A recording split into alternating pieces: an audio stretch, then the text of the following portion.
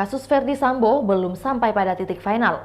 Meski sudah divonis mati oleh Majelis Hakim Pengadilan Negeri Jakarta Selatan pada Selasa 14 Februari 2023, banyak yang bertanya-tanya kapan sebenarnya eksekusi mati itu akan dilaksanakan. Ahli hukum sekaligus Ketua Bidang Pendidikan DPC Peradi Surakarta, Heri Dwi Utomo memberikan penjelasan tentang jadwal eksekusi pria yang membunuh Brigadir Nofriansah Yosua Huta Barat tersebut.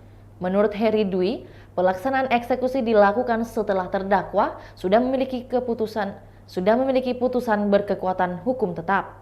Artinya, momen di mana putusan itu telah final dan tidak ada upaya hukum dari terdakwa maupun pihak lawan.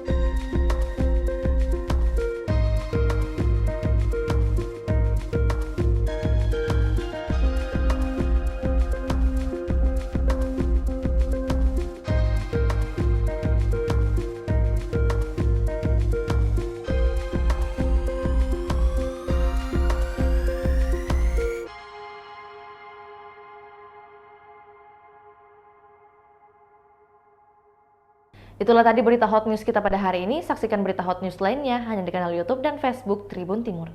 Terima kasih sudah nonton. Jangan lupa like, subscribe, dan share ya.